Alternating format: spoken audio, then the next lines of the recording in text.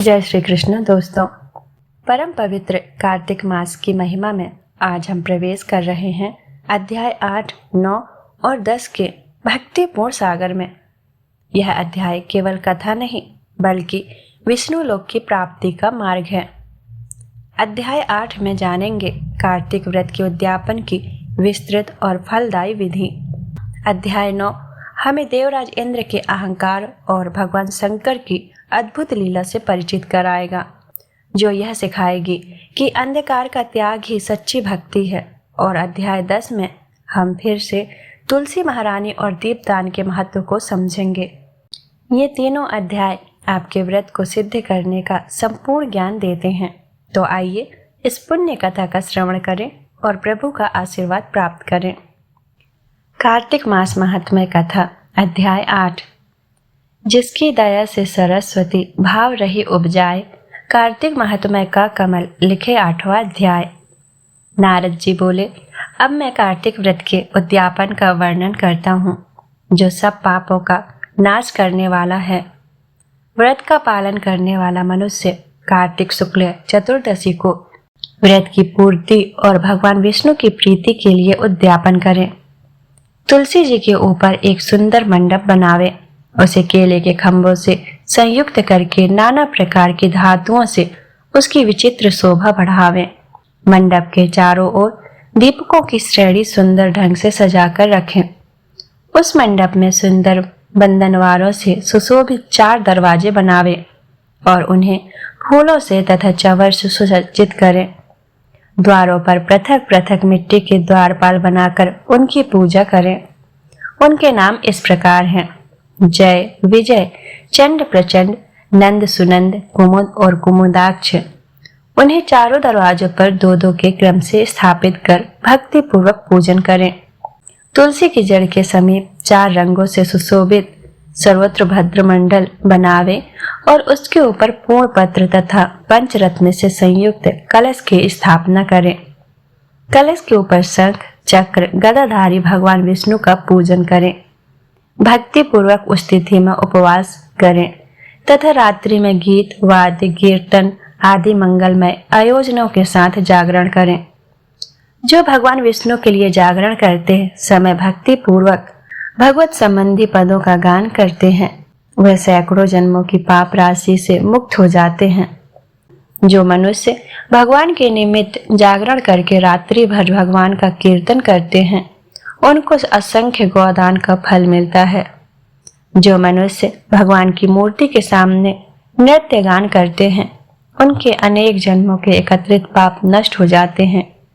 जो भगवान के सम्मुख बैठकर कीर्तन करते हैं और बंसी आदि बजाकर भगवत भक्तों को प्रसन्न करते हैं तथा भक्ति से रात्रि भर जागरण करते हैं, उन्हें करोड़ों तीर्थ करने का फल मिलता है। उसके बाद पूर्णमासी में एक सपत्नीक ब्राह्मण को निमंत्रित करें। प्रातःकाल स्नान और देव पूजन करके वेदी पर अग्नि की स्थापना करें और भगवान की प्रीति के लिए तिल और खीर की आहुति दें। होम की शेष विधि पूरी करके भक्ति पूर्वक ब्राह्मणों का पूजन करें और उन्हें यथाशक्ति दक्षिणा दें। फिर उनसे इस प्रकार क्षमा प्रार्थना करें: अब सब लोगों की अनुकंपा से मुझ पर भगवान सदैव प्रसन्न रहें। इस व्रत को करने से मेरे 7 जन्मों के किए हुए पाप नष्ट हो जाएं और मेरी संतान चिरंजीवी हो। इस पूजा के द्वारा मेरी सभी मनोकामनाएं पूर्ण हो। मेरी मृत्यु के पश्चात मुझे अतिशय दुर्लभ विष्णु लोक की प्राप्ति हो। पूजा की समस्त वस्तुओं के साथ गाय भी गुरु को दान में दें। उसके पश्चात घर वालों और मित्रों के साथ स्वयं भोजन करें। भगवान द्वादशी तिथि को शयन से उठे, त्रयोदशी को देवताओं से मिले और चतुर्दशी को सबने उनका दर्शन एवं पूजन किया। इसीलिए उस तिथि में भगवान की पूजा करनी चाहिए। गुरु की आज्ञा से भगवान विष्णु की स्वर्णमयी प्रतिमा का पूजन करें। इस पूर्णिमा को पुष्कर तीर्थ की यात्रा श्रेष्ठ मानी गई है। कार्तिक माह में इस विधि का पालन करना चाहिए। जो इस प्रकार कार्तिक के व्रत का पालन करते हैं, वे धन्य और पूजनीय हैं। उन्हें उत्तम फल की प्राप्ति होती है। जो भगवान विष्णु की भक्ति में तत्पर हो, कार्तिक में व्रत का पालन करते हैं, उनके शरीर में स्थित सभी पाप तत्काल नष्ट हो जाते हैं। जो श्रद्धा पूर्वक कार्तिक के उद्यापन का महात्म्य सुनता या सुनाता है, वह भगवान विष्णु का सायुज्य प्राप्त करता है। बोलिए कृष्ण भगवान की जय। तो श्रोतागण, इस प्रकार हमने कार्तिक व्रत के महाउद्यापन की विधि को जाना। लेकिन क्या आप जानते हैं कि स्वर्ग के राजा इंद्र का अहंकार क्यों टूटा? इसका रहस्य छुपा है कार्तिक महात्म्य के 9वें अध्याय में, जहां भगवान शिव ने लिया था एक अद्भुत रूप। आइए सुनते हैं देवराज इंद्र और शिव की रोमांचक कथा। कार्तिक मास महात्म्य कथा, अध्याय 9। राजा पृथु ने कहा, हे मुनि श्रेष्ठ नारद जी, आपने कार्तिक माह के व्रत में जो तुलसी की जड़ में भगवान विष्णु का निवास बताकर उस स्थान की मिट्टी की पूजा करना बतलाया है। अतः मैं श्री तुलसी जी के महात्म्य को सुनना चाहता हूँ। तुलसी जी कहाँ और किस प्रकार उत्पन्न हुई, यह बताने की कृपा करें। नारद जी बोले, राजन, अब आप तुलसी जी की महात्म्य तथा उनके जन्म का प्राचीन इतिहास ध्यान पूर्वक सुनिए। एक बार देव गुरु बृहस्पति और देवराज इंद्र भगवान शंकर का दर्शन करने कैलाश पर्वत की ओर चले। तब भगवान शंकर ने अपने भक्तों की परीक्षा लेने के लिए जटाधारी दिगंबर का रूप धारण कर उन दोनों के मार्ग में अवरोध उत्पन्न किया। यद्यपि वे तेजस्वी, शांत, लंबी भुजा और चौड़ी छाती वाले गोर वर्ण अपने विशाल नेत्रों से युक्त तथा सिर पर जटा धारण किए वैसे ही बैठे थे। तथापि उन भगवान शंकर को न पहचान कर इंद्र ने उनसे उनका नाम व धाम आदि पूछते हुए कहा कि क्या भगवान शंकर अपने स्थान पर हैं या कहीं गए हुए हैं। इस पर तपस्वी रूप भगवान शिव कुछ नहीं बोले। इंद्र को अपने त्रिलोकीनाथ होने का गर्व था। उसी अहंकार के प्रभाव से वह चुप किस प्रकार रह सकता था। उसने क्रोधित होते हुए उस तपस्वी को धुड़क कर कहा, अरे, मैंने तुझसे कुछ पूछा है और तू उसका उत्तर भी नहीं देता। मैं अभी तुझ पर वज्र का प्रहार करता हूँ, फिर देखता हूँ कि कौन तुझ दुर्मति की रक्षा करता है। इस प्रकार कहकर जैसे ही इंद्र ने उस जटाधारी दिगंबर को मारने के लिए हाथ में वज्र लिया, वैसे ही भगवान शिव ने वज्र सहित इंद्र का हाथ स्तंभित कर दिया और विकराल नेत्र कर उसे देखा।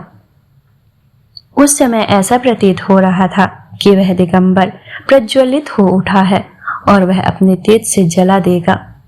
भुजाएं स्तंभित होने के कारण इंद्र दुखित होने के साथ साथ अत्यंत कुपित भी हो गया।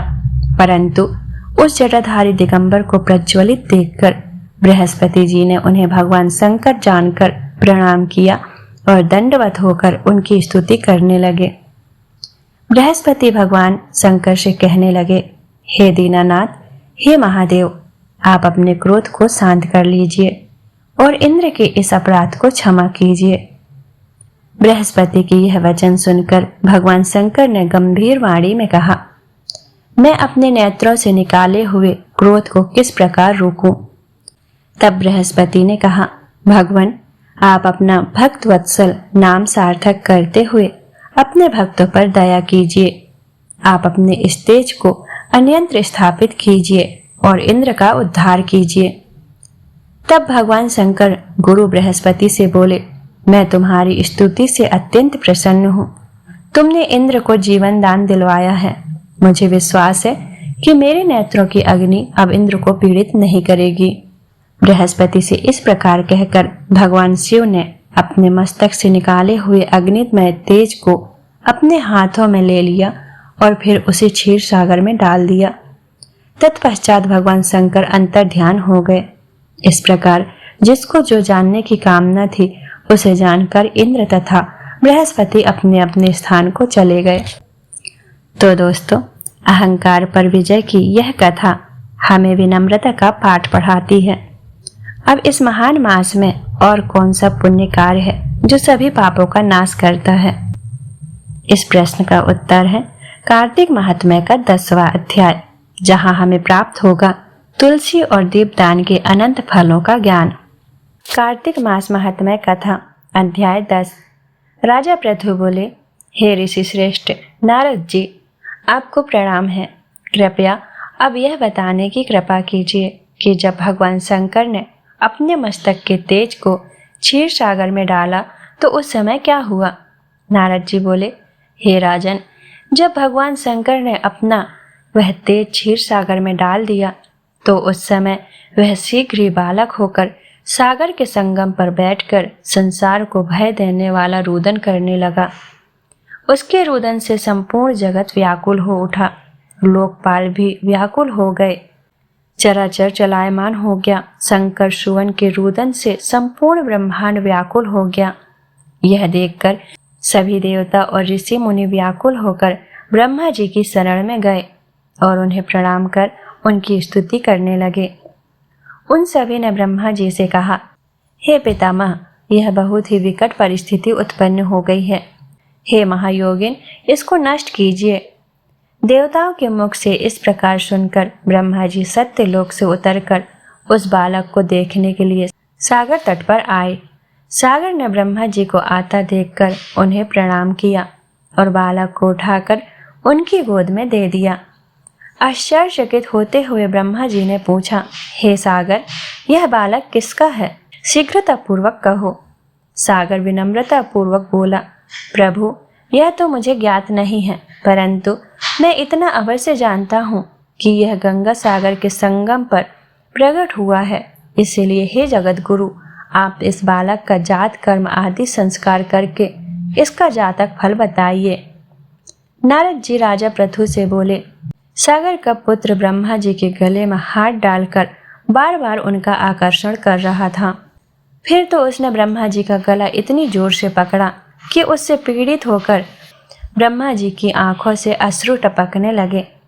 ब्रह्मा जी ने अपने दोनों हाथों का जोर लगाकर किसी प्रकार सागर के पुत्र से अपना गला छुड़वाया और सागर से कहा, हे सागर, सुनो, मैं तुम्हारे इस पुत्र का जातक फल कहता हूँ।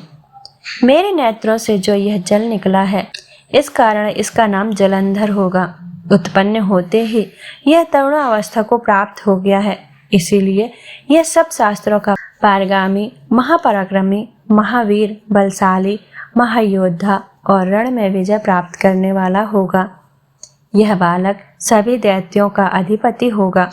यह किसी से भी पराजित न होने वाला तथा भगवान विष्णु को भी जीतने वाला होगा। भगवान शंकर को छोड़कर यह सबसे अवध्य होगा। जहाँ से इसकी उत्पत्ति हुई है, यह वहीं जाएगा। इसकी पत्नी बड़ी पतिव्रता, सौभाग्यशालिनी, सर्वांग सुंदरी, परम मनोहर, मधुरवाणी बोलने वाली तथा शीलवान होगी। सागर से इस प्रकार कहकर ब्रह्मा जी ने शुक्राचार्य को बुलवाया और उनके हाथों से बालक का राज्याभिषेक कराकर स्वयं अंतर्ध्यान हो गए। बालक को देखकर सागर की प्रसन्नता की सीमा न रही। वह हर्षित मन से घर आ गया। फिर सागर में उस बालक का लालन पालन कर उसे पुष्ट किया। फिर कालनेमी नामक असुर को बुलाकर वृंदा नामक कन्या से विधि पूर्वक उसका विवाह करा दिया गया। उस विवाह में बहुत बड़ा उत्सव हुआ। श्री शुक्राचार्य के प्रभाव से पत्नी सहित जलंधर दैत्यों का राजा हो गया। तो दोस्तों, इस प्रकार हमने कार्तिक महात्म्य के अध्याय 8, 9 और 10 का श्रवण किया। हमने सीखा कि व्रत का उद्यापन किस प्रकार करना चाहिए ताकि सभी मनोकामनाएं पूर्ण हो और विष्णु लोक की प्राप्ति हो। इंद्र और भगवान शंकर की कथा ने यह स्पष्ट कर दिया, चाहे त्रिलोकी नाथ ही क्यों न हो, अहंकार मनुष्य को पतन की ओर ले जाता है और गुरु की महत्ता ही उद्धार का मार्ग है।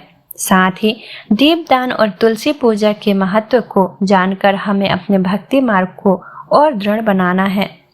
अब आप भी इन शिक्षाओं को अपने जीवन में उतारें और प्रेम से कहिए, जय श्री कृष्णा।